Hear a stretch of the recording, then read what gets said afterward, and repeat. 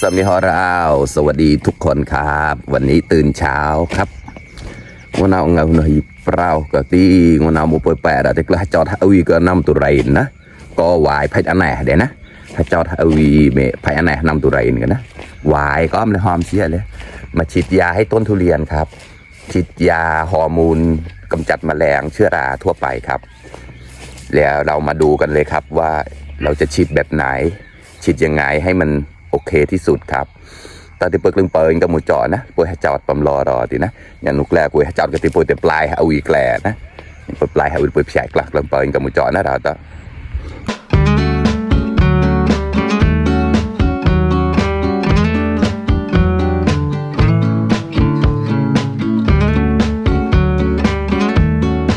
เนี่ยวายปวยเกจอดกันนะปวยเกปลายเนี่ยใหญ่ละต่อยเนี่ยวายเด็หัวสายแต่ตีเนี่ยก็เอาวีเอาแม่นะแบสายตีเนี่ยก็มีสารจับบายกกเสียอันนี้เราจะฉีดอันนี้ครับจะเป็นจุลธาตุอาหารพืชทั่วไปแล้วก็อันนี้ก็จะมีกำจัดแมลงในเชื้อราครับที่เราจะผสมใส่ทาง200 ลิตรเลยครับปลายจะได้มีทางแบกลำเล็ดนะปลายตอนที่จุดกระแจกมาตอบลันที่เป่าแต่ที่ปล่อยจอดนะกลับเปิดกับมุจจอเราต่อกายเราตอนนุกแล้วพวกปลายเอาวีกตีโปรยเตป้องกันให้กาวโปรยนะจุดอย่ามาปานก็ได้ตอมอยู่นะใส่แมสครับก่อนจะผสมยาครับ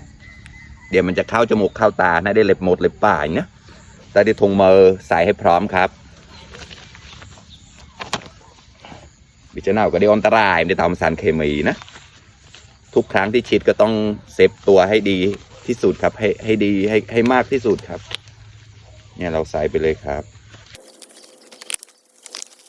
โอเคตอนนี้พร้อมแล้วเราต้องปล่อยปลายลงนะหมดสายตีได้แบกลำเลยตัวปล่อยจุดแบกลำ44นะ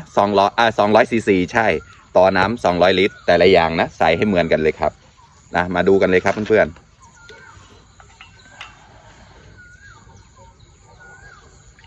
เนี่ยหมดเท่าเด็กตีเดี๋ยวตามองกล่าวสีที่เนี่ยไปเจ้าแบร์ถอยนะไปต่อแบกลำสีนะ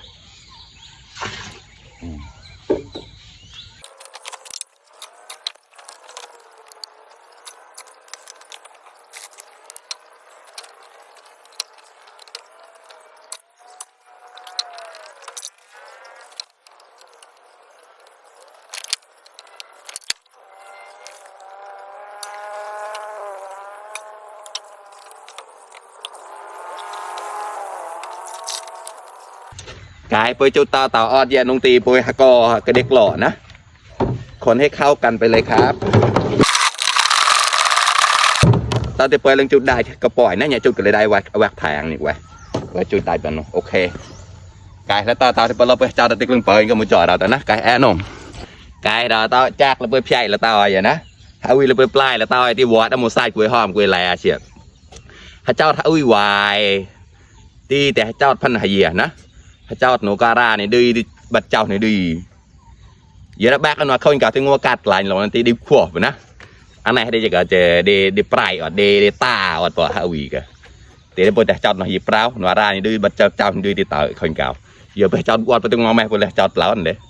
การที่ฉีดยาฮอร์โมนก็ต้องฉีดช่วงเช้านะครับประมาณ6 โมงเช้านี่ถึงประมาณ10 โมงเช้าครับ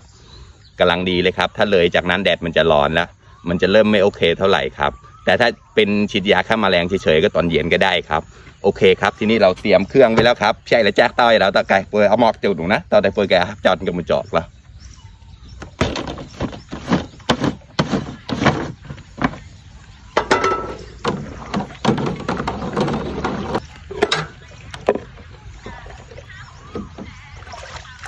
สำหรับเมย์เอากระเป๋ามันพอดีไปจุดถั่วปอยเลยเกิดมันนะชาวตัวจุดถั่วปอยเนี่ยจุดปอยดีเกิดหมอร้อนแต่ชอบแหละ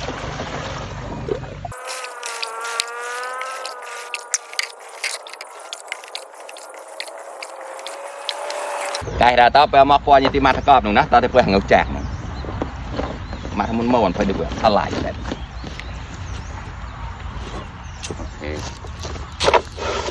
ตอนที่เพื่อนเงาแจกหนูนะแจกตอนเปล่าๆนะ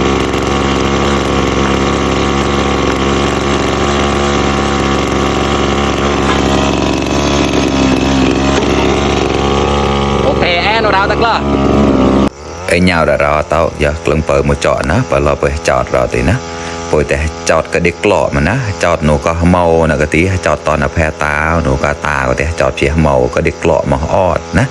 ต่อมองอันไหนก็ตีป้ายเนี่ยในมันนะไปอย่าป้ายยังหมวกป้ายเนี่ยในแพ้เมาหนูเดี๋ยวไปให้จอดแพ้ตาเข้ามาตีเดี๋ยวตายแพ้เมาไปตีเดี๋ยวกุยเชี่ยววายเปิดปุ่นนะปแต่จอดหนูเมาเด็กหล่อแต่จอดหลักตาให้จอดก็เด็กหล่อมาออดนะเดี๋ยวเราไปให้จอดเท่าแม่นงตีวายแปรปฏิไปให้จอดไปสงบเลยก่อนมันนะงูสุดเศร้าไปให้จอดตีงูเหลวตีเอาแม่ได้ตัดงูเหลวหนูงูเหลวตีเอาแม่เด็กเลี้ยงเฉียดตีได้ตายให้วิปตีได้ช็อตนะ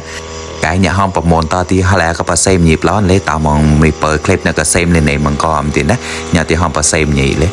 มาครับเพื่อนๆมาดูวิธีฉีดยาทุเรียนครับหรือว่าฉีดยาฮอร์โมนนี่แหละครับผสมยาฆ่าแมลงแล้วก็กำจัดเชื้อราด้วยครับ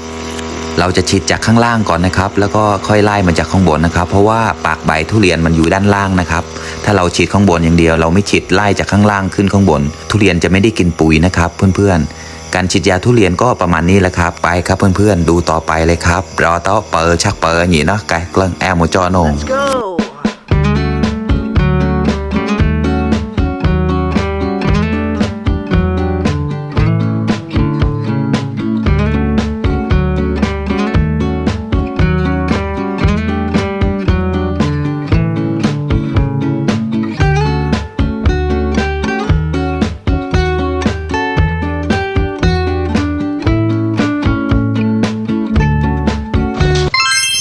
โอเคเรา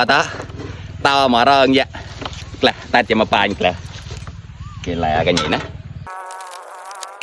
มาเริ่มกันในมองแบจูหนาวมันได้กันมาเริ่มเนี่ยนะ